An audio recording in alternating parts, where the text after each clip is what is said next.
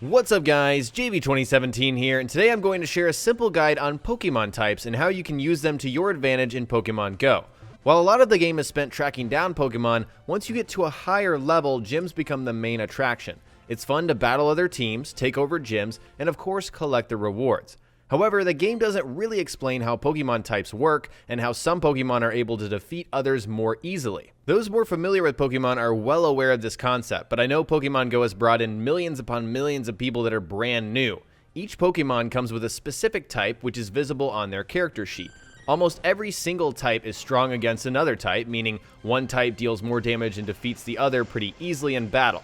When this happens, you'll see very effective or super effective when attacking. On the other hand, most types are also weak against another specific type, dealing less damage to them and will lose easily in battle.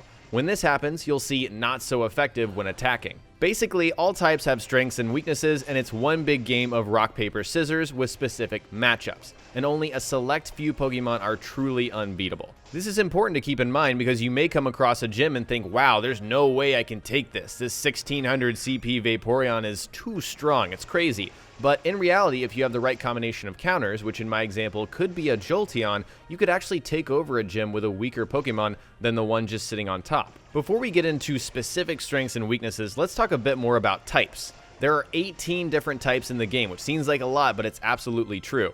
Most of the Pokemon only have one type, but a good amount also have two types that factor into battling as well.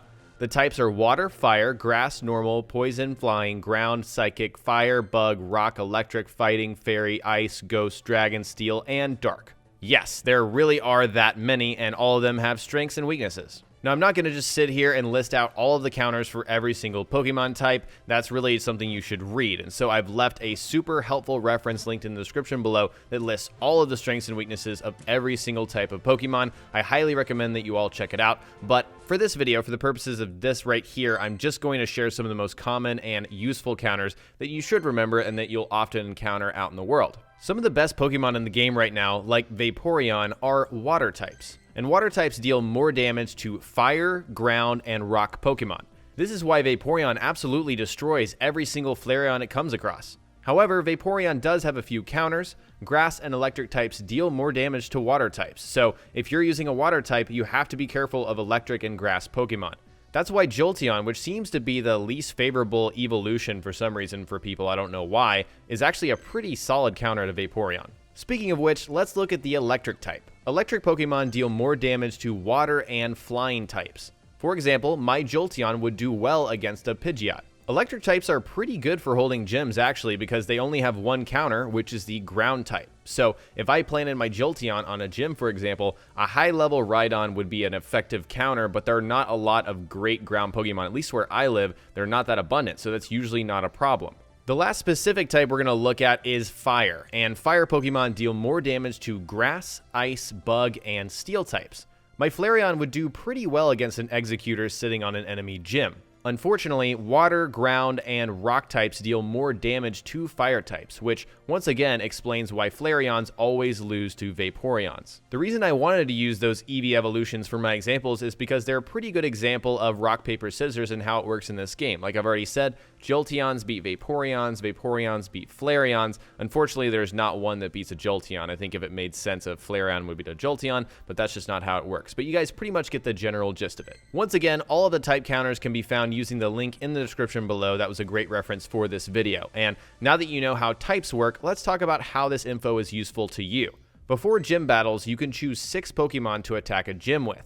Generally speaking, it's a great idea to match these counters where you can, and since you can see all the Pokemon you're about to battle with, it's really easy to do so. And also, if you do it, it'll save you a lot of potions and revives in the long run if you play to your team's strengths and weaknesses. I will admit that strengths and weaknesses don't have as much of an impact as they should, because I think they're less than the actual Pokemon games. I think the multipliers are lower than they should be. I mean, most of the time, I can just take my 1739 Vaporeon and steamroll any gym that's under 2,000. Doesn't matter what Pokemon's on it, except for like an Electabuzz or a Jolteon. That may be because Vaporeons in particular are so powerful, but the idea here is that you can use types and these counters to effectively take over gyms that you wouldn't otherwise even try to attempt. and I totally encourage you guys to do that. It makes the game a lot more fun, and you won't just shy away from a pretty good fight if you use these effectively. So anyways, guys, I hope you found something useful from this video. I'd like to hear from you. What is your ideal battle lineup? Do you have kind of a starting 5, a dream team, or sorry, starting 6 kind of dream team that you bring to every gym battle that usually gets the job done? Let me know what you guys are rocking in the comment section below. If you learned something new or enjoyed this video, remember to hit that like button. I would really appreciate it. And don't forget to subscribe for more Pokemon Go videos coming in the near future. Talk to you guys next time. Peace.